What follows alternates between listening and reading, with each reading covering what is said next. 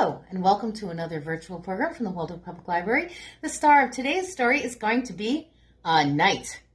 Knights are brave, knights protect people, and knights like to help people. So let's see how the knight in this story helps people. Let's put my knight right over here. And look at good night, good night.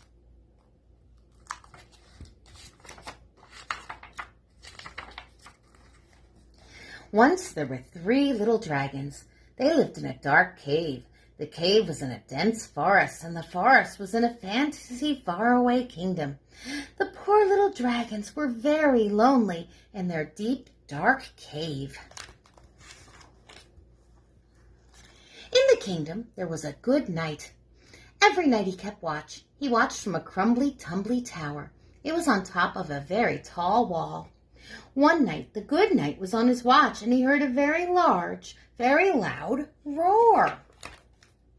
So the good knight left the crumbly, tumbly tower. He climbed down the very tall wall. He jumped on his horse, and away, he said. He galloped through the king's forest, clippity-clop, clippity-clop. He came to the deep, dark cave, and he saw the first little dragon. "What's this?" he asked. "Methinks it's a dragon." He drew his shimmery, glimmery sword. The dragon had on jammies. He was all ready for bed. "Oh, good, you've come," said the dragon. "Could you bring me a drink of water, please? Then I can go to sleep." The good knight did not know what to think. He was a good knight, so he got a drink of water and he gave it to the dragon. Then he tucked him into bed. "Good night, good dragon. Sleep well, sleep tight," said the good knight, and he galloped away. The good knight went back through the king's forest, clippity-clop, clippity-clop. He got off his horse, thud. He climbed up a very tall wall to the crumbly-tumbly tower, and there he stood on watch. He stood on watch for 5 minutes, and then he heard another very large, very loud roar. "I don't believe this," he said. He left the crumbly-tumbly tower. He climbed down the very tall wall. He jumped on his horse. "Away!" he cried. He galloped through the king's forest, clippity-clop, clippity-clop, till he came to the deep, dark cave. The second dragon was in her jammies. She was all ready for bed. "Oh, good, you've come," said the second dragon. "Could you tell me a story, please? Then I can go to sleep." "And can I have another drink of water?" said the first dragon. The good knight did not know what to think, but he was a good knight. So he read the dragon a story, and then he tucked her into bed.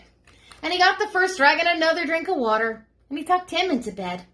"Good night, good dragons. Sleep well, sleep tight," said the good knight, and he galloped away.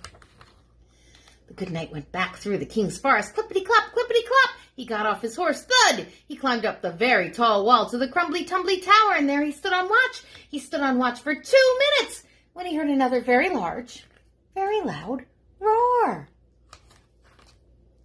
"This is too much," he said. He left the crumbly-tumbly tower. He climbed down the very tall wall. He jumped on his horse. "Away!" he cried. He galloped through the king's forest. Clippity-clop, clippity-clop. He came to the deep, dark cave, and the third dragon had on his jammies. He was all ready for bed. "Oh, good, you've come," said the third dragon. "Can you sing me a song, please? Then I can go to sleep." "And could you read me another story?" said the second dragon. "And could you get me another glass of water?" said the first dragon.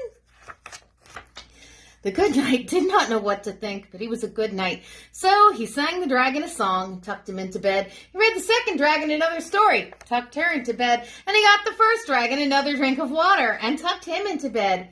"Good night, good dragons. Sleep well, sleep tight," said the good knight, and he galloped away.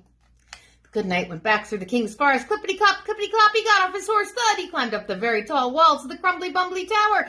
He stood on watch for 1 minute till he heard the largest, loudest roar of all. "Not again," he said. He left the crumbly-tumbly tower. He climbed down the very tall wall. He jumped on his horse. "Away!" he cried. He galloped through the king's forest, clippity-clop, clippity-clop. He came to the deep, dark cave. "Oh, good, you've come," said all 3 dragons. "Let me guess," said the good knight. "Another drink of water?" "No," said the first dragon. "Another story?" "No," said the second dragon. "Another song?" "No," said the third dragon. "Then what do you want?" said the good knight. "We need a good night kiss," said the little dragons. They lifted their scaly little cheeks. "This is going too far," said the good knight. But he was a good knight, so he bent and kissed each scaly little cheek. "Good night, good dragons. Sleep well, Sleep tight, he said. The dragon said, good night, good night. The good night left the cave. He waited outside. He heard very loud dragon snores. Then the good night went home through the king's forest. Clippity-clop, clippity-clop. He got off his horse. Thud! Now, said the good night, maybe I can get a good night's sleep. And that's just what he did. Sleep tight. Good night. And that's the end. Thank you so much for coming today, and I will see you later this week with another virtual program from the Waldwick Public Library.